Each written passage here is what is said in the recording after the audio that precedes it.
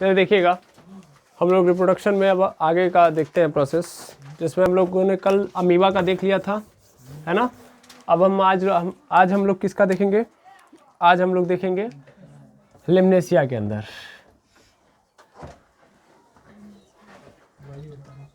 आपको पता है लिम्नेसिया क्या है? हाँ या ना,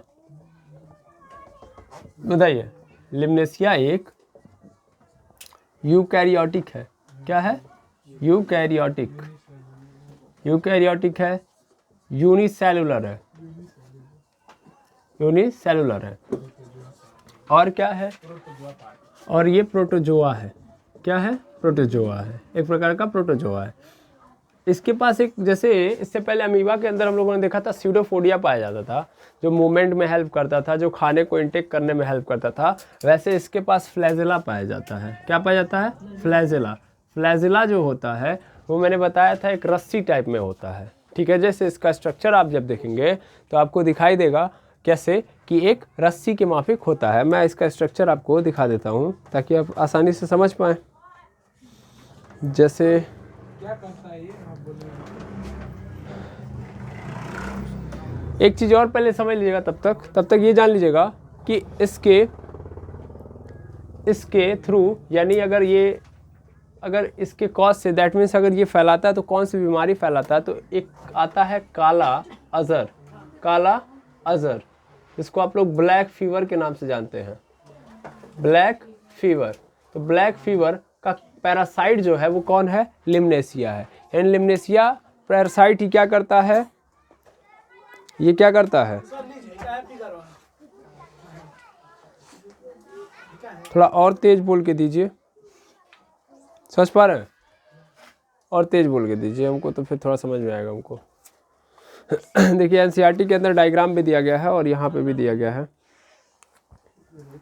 देखिए यहाँ से भी मैं दिखा दे रहा हूँ आपको, ये देखिएगा, ये कुछ ऐसा स्ट्रक्चर होता है इसका। इसको आप देख पा रहे होंगे यदि, इसको पकड़िएगा बुक, एक मिनट। देखिए ये होता है स्ट्रक्चर इसका। देखिए ये धागे नुमा दिख रहा है कि नहीं दिख रहा है? दिख रहा है ना। तो यही क्या है? इसका फ्लैजेला है, ठीक है ना। और ये देखिए ये क्या है? न्यूक्लियस है। क्या है? न्यूक्लियस है। इसके ऊपर ये सब जो बाकी चीज़ें लिखी गई हैं वो आपका पार्ट नहीं है, वो आपको नहीं समझना है। बस इतना दिमाग में रखना है कि ये क्या है? फ्लैजेला है और ये क्या है? न्यूक्लियस है, ठीक है। सभी लोग ध्यान से देख लेंगे। तो धागे नुमा निकला है कि नहीं निकला है? तो धागे नुमा ही क्या है?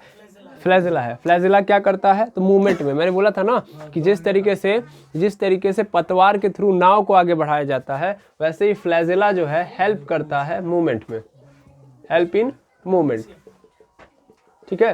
और थोड़ा पेशेंस के साथ आप लोग पढ़िए। तो एक बार फिर से दिखा दे रहा हूँ मैं इसको कैमरे, ऑन द कैमरे के अंदर, ताकि आप सभी लोग ध्यान से देख लें, जो लाइव देख रहे हैं, जो ऑफलाइन देख रहे हैं।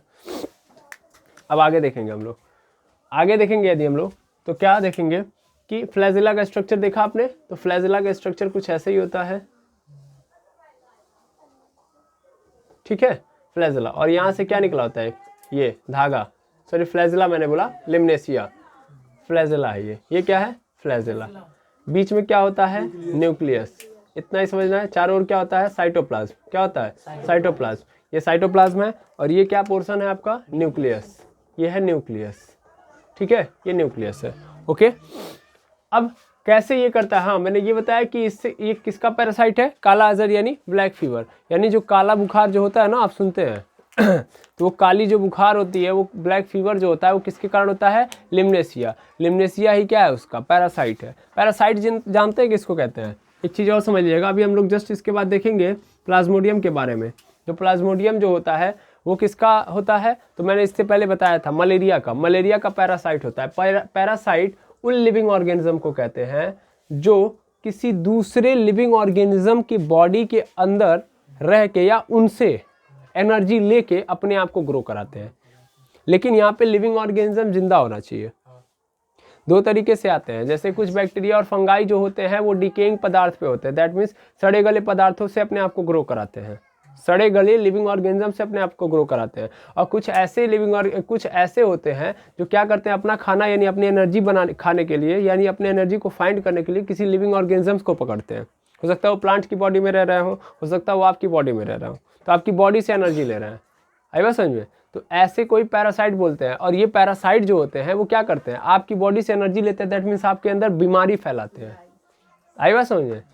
जैसे जैसे मलेरिया का ये देख लीजिए, आपके अंदर जो भी बीमारियां होती हैं, वायरस वाला, बैक्टीरिया वाला बीमारी होती है कि नहीं होते हैं, ये सब के कौन है, उनको जो फैलाने वाले हैं वो सब के सब पैरासाइट कहलाएंगे, क्योंकि वो आपकी बॉडी के अंदर घुस के आपसे एनर्जी लेके ग्रो कर रहे हैं अपने आप को।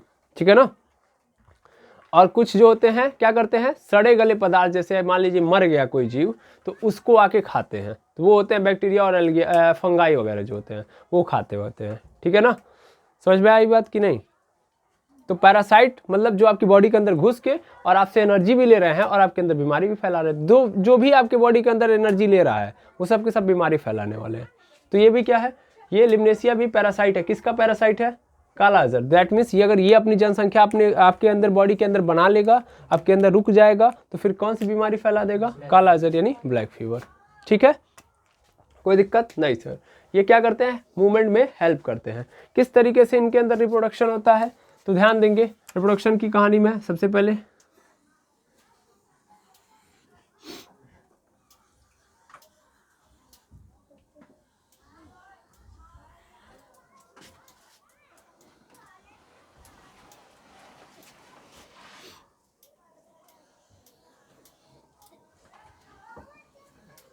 कई सारा बना दिया मैंने। सबसे पहले क्या होता है, सबके पास फ्लैजिला होता है, फ्लैजिला सबका बना दीजिए, फ्लैजिला।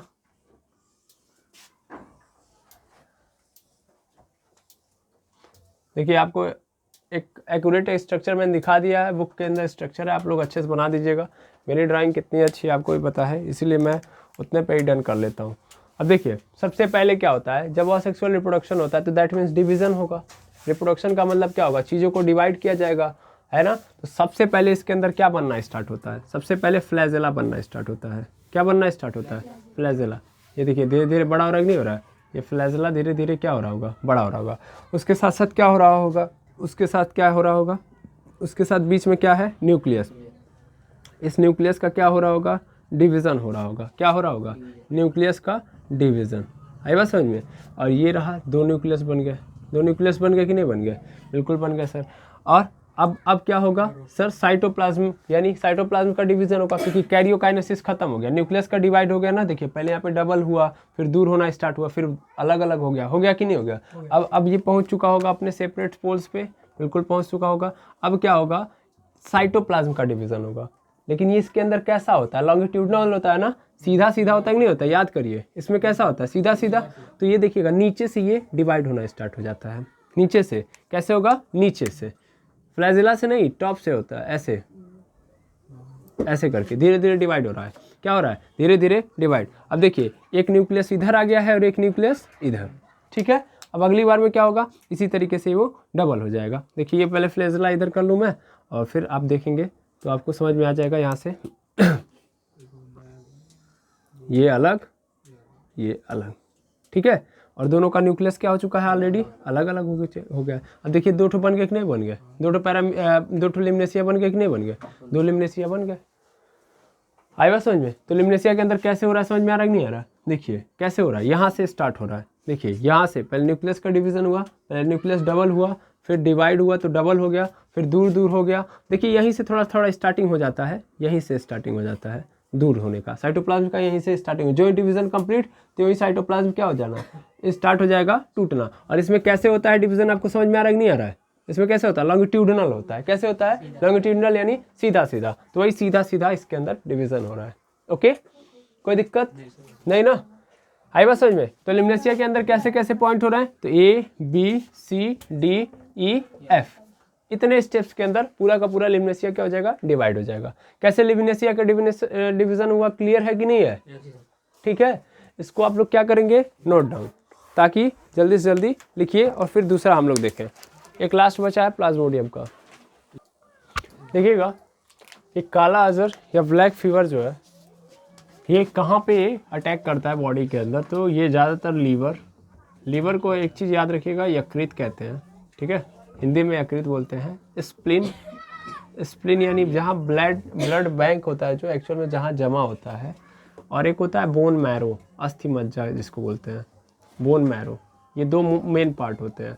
तो स्प्लीन को बोलते हैं प्लीहा, क्या बोलते हैं, प्लीहा। और बोन मैरो को बोलते हैं अस्थि मज्जा। इस बीमारी का सबसे जो ज़्यादा इफेक्ट रहता है वो यहाँ पे रहता है, ठीक है ना।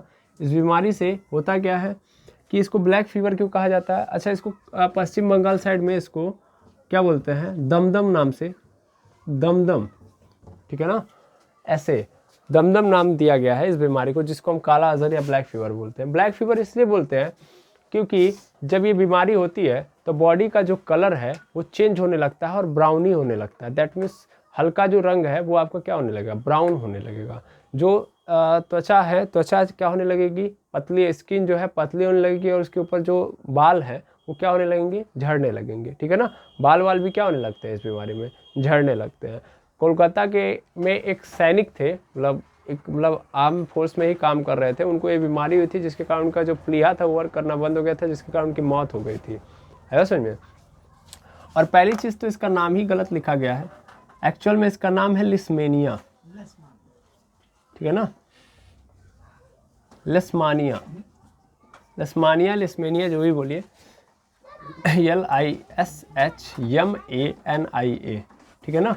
और थोड़ा सा और ये ऐड करेंगे तो डोनोवानी भी बोलते हैं इसको, डोनोवानी, ठीक है, याद रखेंगे, लिस्मेनिया डोनोवानी, ठीक है। कहाँ होता है, लीवर में होता है, स्प्लीन में और प्लीहा में। इसमें कैसे पता चलेगा, तो लगातार बुखार आ रहा होगा, लगातार क्या होगा, बुखार। तो लगातार बुखार के कई सारे लक्षण होते हैं, ठीक है ना। अच्छा, इसमें होता क्या है कि 20 से अधिक अगर इस टाइप के लेस्मानिया के जो है, लेस्मानिया के प्रोटोजोआ अगर 20 से अधिक मात्रा, 20 से अधिक की संख्या में क्या हो जाएंगे, आपकी बॉडी के अंदर घुस जाएंगे, तो फिर क्या करेंगे ये लोग, ये आपको इस बीमारी से प्रताड़ित, मतलब वो कर देंगे, इस बीमारी को स्प्रेड कर देंगे आपकी बॉडी के अंदर। ब्लैक फीवर यानी आप किससे ग्रसित हो जाएंगे, ब्लैक फीवर से। किस पे मेन वर्क कर रहा होगा, liver, spleen and bone marrow में, ठीक है ना, मेन अटैक होगा। इस बात को आप क्लियर कर लीजिएगा। और ये एक इन्फेक्शियस बीमारी, एक व्यक्ति को हो जाएगा तो सेकेंड पर्सन को भी हो सकता है, जो उसके करेक्शन में आएगा समझ में। देखिएगा, तो लिस्मानिया डोनोवानी क्या है, एक पैरासाइट है जो क्या करता है सर, ये पैरासाइट यानी पैरासाइट समझ गया कि नहीं समझ गया, कि ऐसा कोई भी लिविंग ऑर्गेनिज्म जो किसी दूसरे लिविंग ऑर्गेनिज्म के अंदर रह के अपने आप को ग्रो करा रहा है और उसको बीमार कर रहा है। तो एक को ग्रो कर रहा है तो दूसरे को बर्बाद ही तो कर रहा होगा, बर्बाद करने का मतलब बीमारी फैला रहा होगा उसके अंदर, यानी उसको बीमार कर रहा होगा, ठीक है ना। तो उसी को हम लोग पैरासाइट कहते हैं। पैरासाइट जितने होते हैं वो सब बीमार करते हैं आपको, ठीक है, कोई दिक्कत नहीं ना। अब हम लोग आगे देखते हैं प्लाज्मोडियम का। तो ये तो आप समझ गए, अब प्लाज्मोडियम के बारे में देख लेते हैं हम लोग। अगला मेरा क्या है, प्लाज्मोडियम। तो प्लाज्मोडियम के बारे में ध्यान देंगे। प्लाज्मोडियम जो होता है सर, ये क्या होता है, प्लाज्मोडियम जो होता है ये भी क्या है, एक यूनिसेलुलर है, क्या है, यूनिसेलुलर। फिर ये क्या है, यूकैरियोटिक है, यूकैरियोटिक है, यूकैरियोटिक है। और ये भी क्या है, प्रोटोजोआ ही है, क्या है, प्रोटोजोआ है। और क्या है, यूनिसेलुलर, यूकैरियोटिक है, प्रोटोजोआ है। और एक चीज़ और देखेंगे, प्लाज्मोडियम जो बीमारी फैलाता है वो क्या है, मलेरिया, क्या है, नहीं प्लाज्मोडियम फैलाता, दैट मीन्स ये जो प्लाज्मोडियम है ये किसका पैरासाइट है, ये मलेरिया का पैरासाइट है। यानी ये भी आपकी बॉडी में ग्रो करेगा, ये भी आपकी बॉडी से ही एनर्जी लेके अपने आप को ग्रो कराएगा। और जब भी आपकी बॉडी से ग्रो करके एनर्जी करा रहा है, ग्रो करा रहा है, फिर से समझिएगा, ऐसा पैरासाइट जो आपकी बॉडी के अंदर घुस जाएगा अब और आपकी बॉडी से एनर्जी लेके अपने आप को क्या करा रहा होगा, ग्रो करा रहा होगा। तो उस दौरान कौन सी बीमारी आपको हो जाएगी, मलेरिया। तो उसका कारण कौन होगा, प्लाज्मोडियम, ठीक है ना। मलेरिया बीमारी को फैलाता कौन है, तो female Anopheles mosquito, female Anopheles, ध्यान देंगे, फीमेल एनाफ्लेज मॉस्किटो, ठीक है ना। मॉस्किटो, मॉस्किटो मतलब क्या होता है, मच्छर, ठीक है ना। फीमेल, वो भी फीमेल मतलब मादा, ठीक है ना, मादा एनाफ्लेज मच्छर। इस बात को याद रखिएगा। जो क्या करती है, जो इस बैक्टीरिया को अपने पंजों के थ्रू क्या कर लेती है, जो उसके पैर होते हैं उसके अंदर क्या कर लेती है, चिपका लेती है।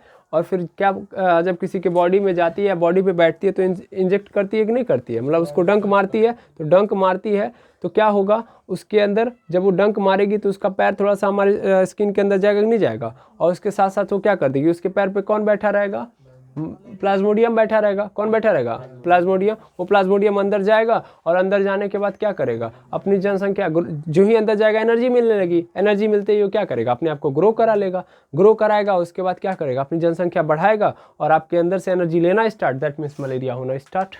ठीक है, मलेरिया आपको पता है बहुचर्चित बीमारी है कि नहीं है? आप लोगों को इसके बारे में बताने की ज़रूरत नहीं है, जितना उसके बारे में बताने की ज़रूरत थी इतना बताने की ज़रूरत नहीं, क्योंकि मलेरिया लगभग आप लोगों ने अगल बगल किसी न किसी को हुआ होगा आपके अगल बगल में। ठीक है ना, ऐसा नहीं कि अभी हुआ होगा, इससे पहले की मैं बात कर रहा हूँ और आप सुने होंगे। ओके, अब देखते हैं इसके अंदर कैसे होता है। तो ध्यान देंगे इसके अंदर कैसे होता है। तो इसके अंदर अगर हम बात करेंगे तो सबसे पहले तो कुछ ऐसे कंडीशंस होते हैं। ये देखिएगा, इसके चारों ओर एक अलग कवरिंग होती है जिसको बोलते हैं सिस्ट। क्या बोलते हैं? सिस्ट।